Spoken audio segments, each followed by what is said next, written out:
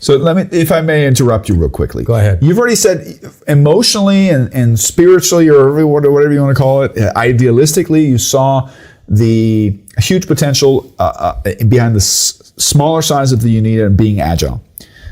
But you also acknowledge the fact that even though it was 600 employees, it still has that classical pyramid structure. Yes. With command obey. Absolutely. Vertical distribution of responsibility. Correct. Sometimes very static. Mostly very static. Yeah. So you have to wait and stand in line, and you're not allowed to talk to me. And then you have a horizontal distribution of responsibility, which was silos, particular programs. Okay, yeah. Okay. So that's classical line organization. Now, everybody nowadays is talking about the fact, that's old-fashioned. It's not. I'm going to say this, regardless if you're 600 or 600,000 or 6 million employees, line organizations have been proven to be the most effective and efficient system for day-to-day operations. And that's not going to change, I don't think, in the future, no matter how much we tell ourselves we want to be agile. But what you're talking about, since a great focus of what the UNIDO does, a great part of its mission is to be programs and projects, you found that sometimes the structure maybe was not conducive to the potential of agility. And I want to challenge you, because you were talking about this DG. I think there's an interesting part of the story you haven't shared with us yet, where he told you very, very, I think maybe unaware of what he was saying, he actually challenged you guys. He pulled your 4 program managers together and said, shut up, start working together, right? That was the so-called integrated programs. He came up with the concept, or the term, I should say, integrated programs. He was new. He had just come, and we're like, who is this guy? What's he saying? Probably read it in a book or saw it in a seminar from Harvard Business School or something like that. And he said, we're going to do integrated programs. And then he pulled together 12 people from different parts of the organization and said, okay, you guys are going to do an integrated program, and the first country is Tanzania, and you're going next week. And we're like, what? Fait accompli. I have meetings next week. Get on the plane. So we were all on the plane on Monday, going to Tanzania, scratching our heads, thinking, what the hell? What the hell? Yeah. And we went there. We spent about 3 weeks in Tanzania.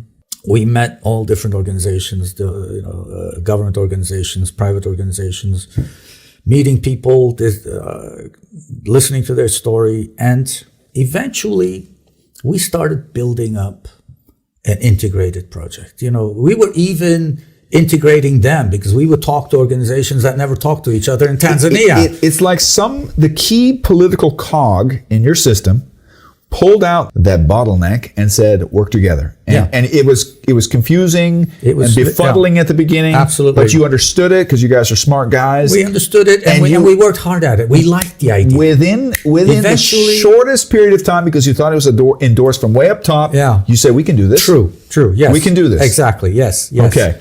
And then we went and we worked our butts off. I mean, we worked at nights.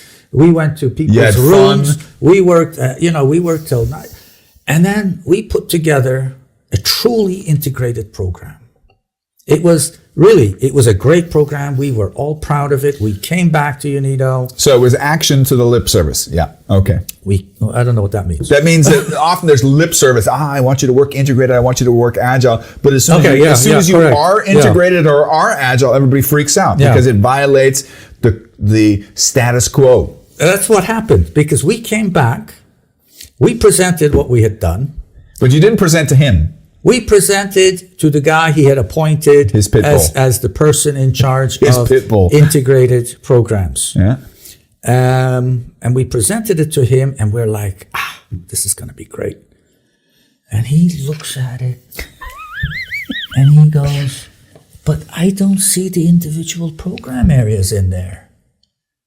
We said, well, yeah, that's the point.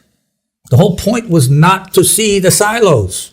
That's what we did. He said, no, I can't have that, because I need to know how much I'm going to allocate to each program, how much staffing I cannot organize myself without knowing. We said, but that means we have to disintegrate. He said, I don't know what it means, but go back and rewrite the project document so I can see the different silos. Mithat, I don't know if you know how valuable it is what you're saying, but so many organizations go this same pattern. Okay. Everybody's talking about Agile, but nobody knows what the consequences of Agile is. A lot of executives don't maybe delve into the details of what it means. If it's a mandate, it comes from way up top, your next levels will adapt to it because they've always wanted to try it out. I think people are always open for change. But I think it often fails on very banal type topics like, I don't know what account to book this to. Exactly. Our financial system is based on silos. Yes, right. And who's responsible for what resource and responsibility, and that's where it becomes difficult. It's an interesting story. And then, so we went and disintegrated. The next integrated program was to Ethiopia. Yeah. I was on that group too. We went to Ethiopia, we did all our meetings, and then everybody went to their rooms, wrote their particular part, we stapled them all together, and we handed them over, and here's your integrated program. You're going to make me get on a soapbox. Next week, I'm going to be in Dubai for an important conference, and I'm supposed to do a master seminar and a keynote speech, and my master seminar is supposed to be on change, regular change management and the difficulties of it. And there's all sorts of processes and methodologies available. You can do Six Sigma, you can do Lean, there's any number of wonderful methodologies, and still change is a difficult thing. And your story so distinctly defines one of the key critical success factors of whether change actually is desirable or gets its feet on the ground.